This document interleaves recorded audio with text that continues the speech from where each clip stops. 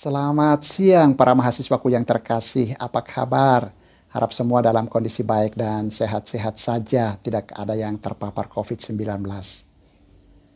Mari sebelum kita memulai perkuliahan kita hari ini, kita tunduk kepala sejenak di hadapan Tuhan dan kita berdoa.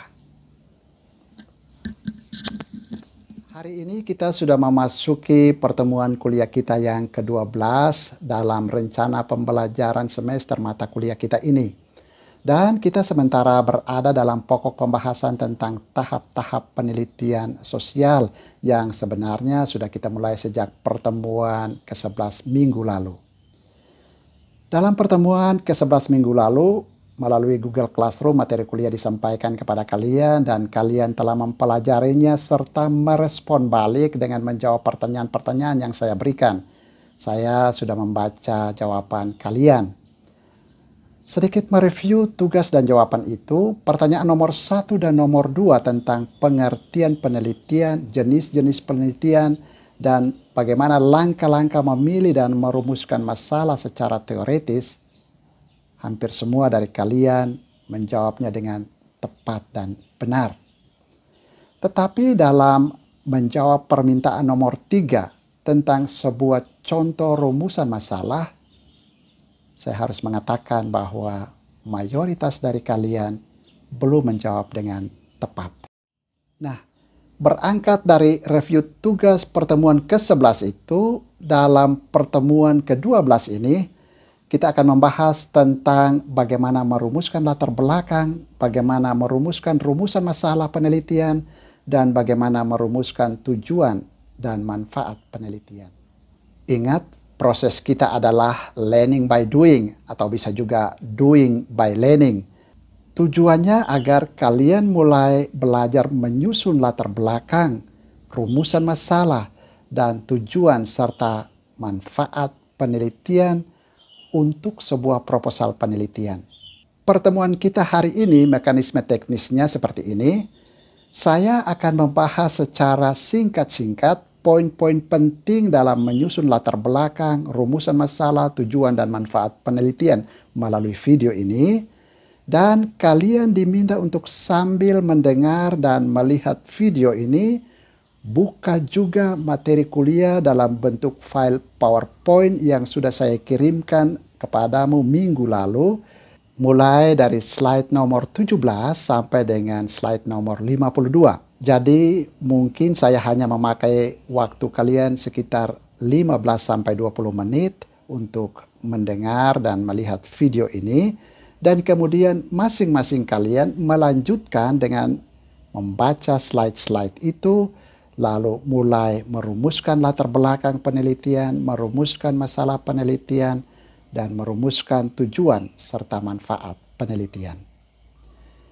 Dan seperti biasa, jika dalam mengerjakan tugas-tugas itu ada hal yang tidak dimengerti atau ada kesulitan, silakan menghubungi saya, baik lewat email maupun SMS ataupun WA ke alamat email dan ke nomor HP saya, atau bisa juga langsung melalui Google Classroom kita ini.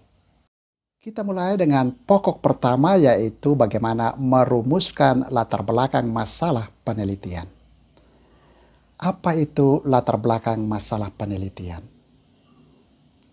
Latar belakang masalah penelitian adalah gambaran lengkap tentang masalah yang akan diteliti dan dirumuskan dalam sebuah deskripsi yang semenarik mungkin, sehingga ketika para pembaca membacanya akan memperoleh gambaran tentang situasi masalah yang dikaji oleh peneliti.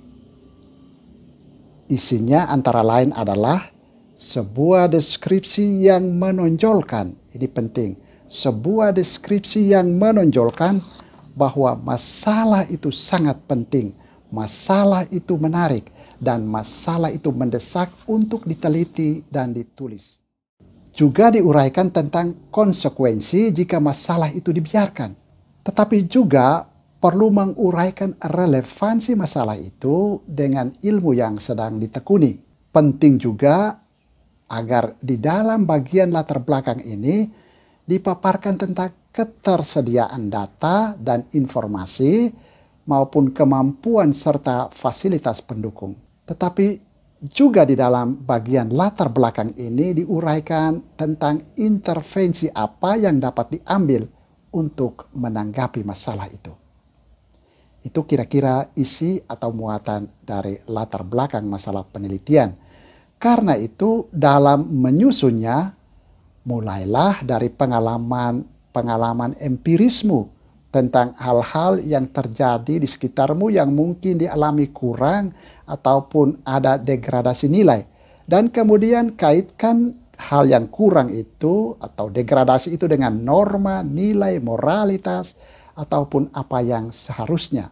Kemudian susunlah latar belakang itu dalam bentuk piramida terbalik. Jadi bentuknya dari yang luas, yang besar, mengerucut kepada yang kecil, yang sempit.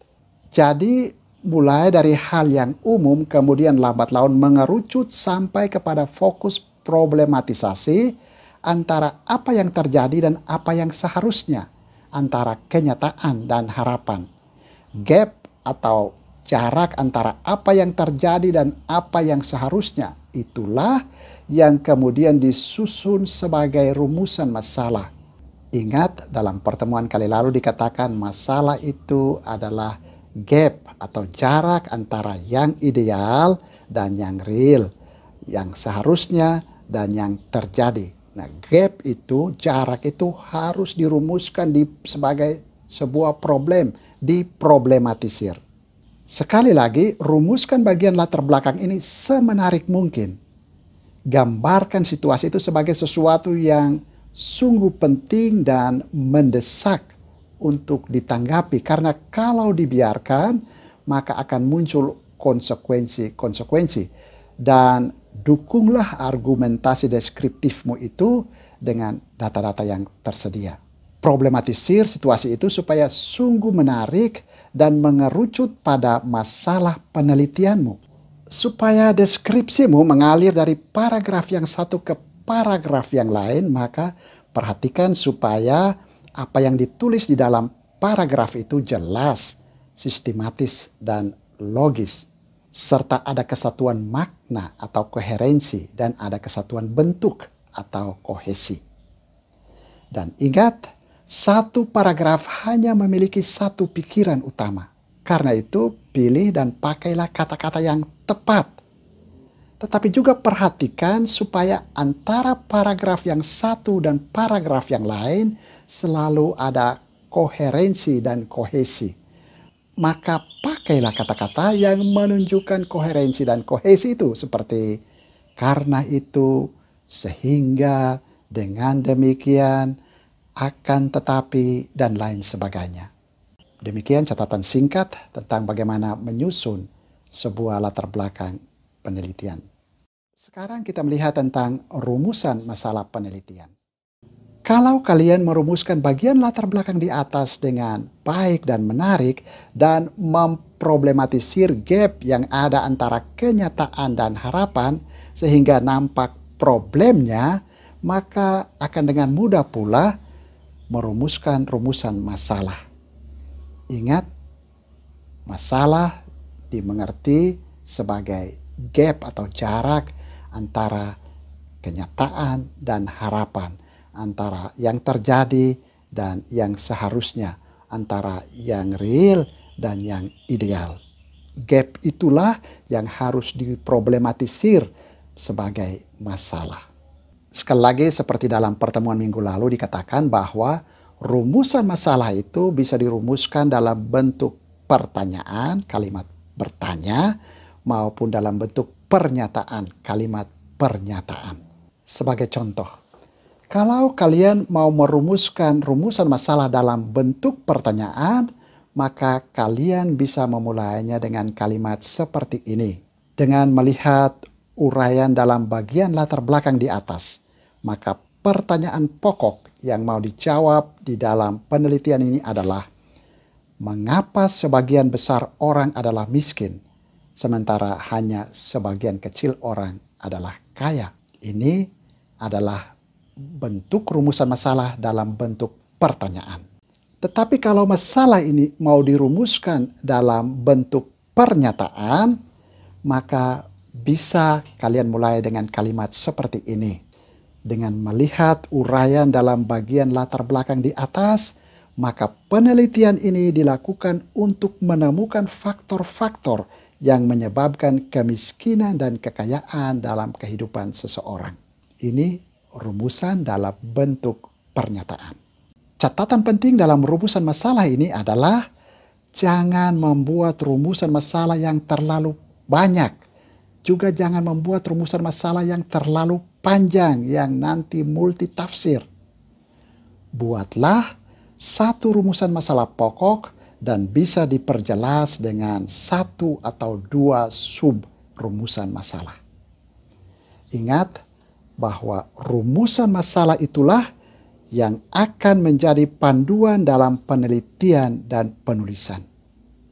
Artinya, penelitian dan penulisan itu dilakukan untuk menjawab masalah yang dirumuskan di dalam bagian rumusan masalah ini. Karena itu harus fokus agar apa yang diteliti dan ditulis sungguh dibatasi dan tidak melebar kemana-mana. Hindari juga multitafsir ataupun fokus berganda di dalam rumusan masalahmu.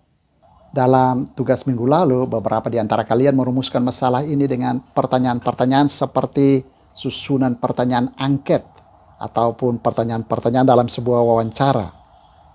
Hindari membuat rumusan masalah dengan pertanyaan seperti itu. Pertanyaan angket, pertanyaan wawancara akan kita bahas pada bagiannya nanti. Jadi fokus kepada masalah pokok, masalah inti saja di bagian ini. Sekarang kita lanjut kepada bagaimana merumuskan tujuan dan manfaat penelitian. Rumusan tujuan penelitian itu adalah pernyataan tentang kondisi yang mau dicapai ataupun rumusan tentang harapan akan sesuatu yang hendak diketahui yang mengacu pada masalah ataupun pertanyaan penelitian. Karena tujuan penelitian itu adalah sebuah kondisi yang akan dicapai, maka perlu dirumuskan dengan kalimat pasif. Ingat ini, perlu dirumuskan dengan kalimat pasif. Misalnya, penelitian ini dilakukan untuk memperoleh gambaran tentang sebab-sebab kemiskinan hidup. Ini rumusan dalam kalimat pasif. Tentang tujuan penelitian ini kita mengenal ada tujuan khusus atau yang disebut juga output, yaitu apa yang diharapkan diperoleh setelah penelitian itu berakhir. Tetapi juga ada tujuan umum atau yang disebut outcome, yaitu apa yang diperoleh setelah perbaikan atas temuan di dalam penelitian itu. Jadi tujuan umum itu lebih dalam rumusan apa yang diharapkan terjadi pada masa depan. Sementara tujuan khusus adalah rumusan harapan setelah penelitian berakhir. Sederhananya seperti contoh ini. Kalau rumusan tujuan khusus itu adalah penelitian ini dilakukan untuk mengetahui sebab-sebab kemiskinan, maka tujuan umum bisa dirumuskan misalnya, penelitian ini dilakukan untuk memberi masukan dalam program pengentasan kemiskinan. Ini tentang rumusan tujuan penelitian. Sekarang mari kita simak tentang rumusan manfaat penelitian. Manfaat itu berkaitan dengan kontribusi teoretis maupun praktis dari penelitian dan tulisan tersebut, atau kebermaknaan dari penelitian itu baik dalam tataran praksis maupun dalam tataran teoretis. Atau secara sederhana untuk membantu merumuskan rumusan manfaat, jawablah pertanyaan, apa sumbangan penelitian itu untuk teori dan praksis hidup? Jadi di sini rumuskanlah manfaat atau kegunaan dari penelitian itu untuk teori dan untuk perbaikan dalam praksis hidup. Misalnya, penelitian ini dilakukan untuk melengkapi studi-studi terdahulu tentang upaya pengentasan kemiskinan. Atau juga penelitian ini dilakukan untuk mengoreksi teori-teori sebelumnya tentang kemiskinan. Ini rumusan manfaat. Saya yakin kalian bisa merumuskannya dengan lebih tepat sesuai masalah penelitianmu. Para mahasiswa yang terkasih, demikian beberapa catatan saya tentang bagaimana merumuskan latar belakang penelitian, bagaimana merumuskan rumusan masalah, bagaimana merumuskan tujuan dan manfaat penelitian. Silahkan Anda melatih diri untuk merumuskan pokok-pokok tersebut. Jangan lupa buka materi kuliah yang sudah saya kirimkan kepada Anda minggu lalu, mulai dari slide nomor 17 sampai dengan slide nomor 52. Buka, baca, pelajari, dan mulailah mengerjakan tugasmu. Kalau di antara kalian ada yang mengalami kesulitan, tidak mengerti, tidak paham, silakan menghubungi saya melalui nomor handphone saya, atau melalui alamat email saya, atau juga bisa melalui Google Classroom ini. Selamat bekerja dan selamat siang.